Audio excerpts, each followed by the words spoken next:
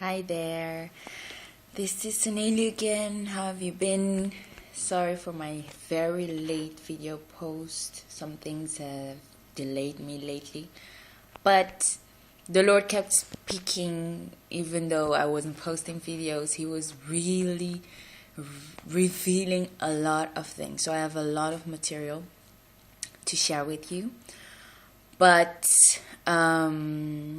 he told me to share a thought with you about three kinds of people in this world, and especially, like I always do, it's about two specific kind of people that he talked to me about.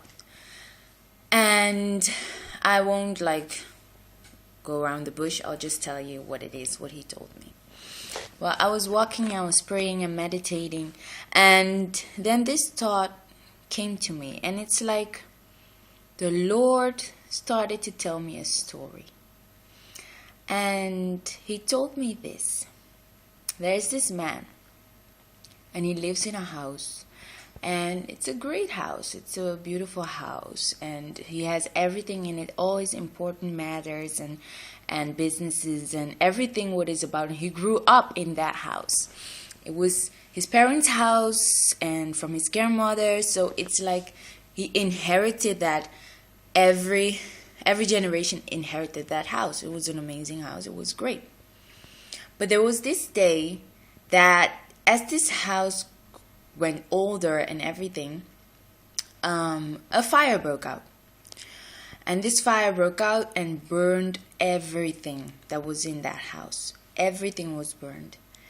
And the man was in this house, and firemen came in and wanted to save him because the fire was just too much. So they put out the fire and they got that man out of the fire and went with him to the hospital.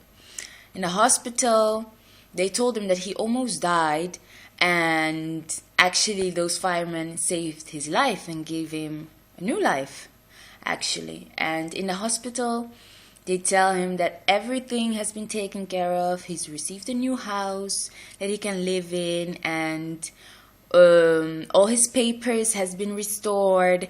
He has a new ID. He has a new job. Actually, he received a job promotion. Everything.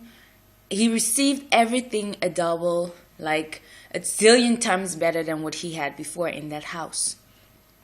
So this man went to the new house, but he didn't understand yet how everything worked in the house. He didn't understand yet the new job that he had. He didn't know how his new car functioned. He didn't understand exactly the life that he had in that new house. So there was something bothering him. And the thing is that he really loved that old house. I mean, everything he knew was in that old house. So he went back to that old house, and he sat there and he looked around at the ashes and everything he lost, and he just saw that everything was gone, and he just couldn't let go of this house. He always knew. So he just started to live there. Even though there was no water there, he lived there. Even though there was no food there, he lived there. He just sat there every day and just thinking about his old memories, thinking about who this house made him to be, and what it was all about in this house, how he grew up in this house, the old memories, the things that formed him in this house. And every day he sat there and he looked outside of the window and he saw his new house. He saw his new house. Other people were there enjoying, partying, having fun in that new house, which he knew was his, but he just loved his old house. And he wanted water out of the tap, but there was no water coming out. So he got angry, like, why isn't water coming out? Then he looked in the fridge, well, what was left of the fridge, but there was no food. So he's hungry. He was very hungry. People came in, gave him some food from his new house, some water from his new house sometimes. And they told him, why aren't you going to your new house? It's awesome. Everybody's enjoying there. Everybody's there. It is awesome.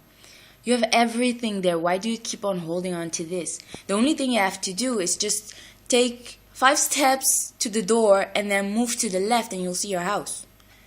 But he didn't listen. He said, stop bothering me. You don't know what I went through. You don't know my memories in this house. So the man stayed there in that house, day in, day out. And the house got more dangerous to stay in because it was perishing. Every day, pieces was falling around him. But he stayed there until one day, the house just collapsed. And the man died because nobody passed by, because he rejected everybody that came with the word about his new house, that he died in that old house with no food, no water, not accepting anything of the new house and just holding on to his old house. He died. Then he came in front of God in heaven. And he asked the Lord and said, Father, why? Why did my house burn down?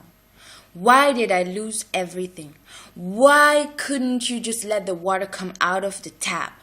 Why couldn't you give me food in that new house? Why didn't the fridge work? Why was the house perishing? Why was everything falling down around me? Why? Why did it all have to happen? Why didn't you take care of me? Why you gave me a new life? I've survived the fire. Why couldn't you give me the same house? Why couldn't I live in that house? And the Lord told him, you see, when the fire broke out, that house was already old. The fire broke out, and I sent those firemen to save you. They took you and gave you a new house. I made sure you had a new house, a new job, a new identity, new papers, a new car. Everything you lost, I give it to you, a triple folded, a zillion times better than what you had before. Better than anything that you've received before.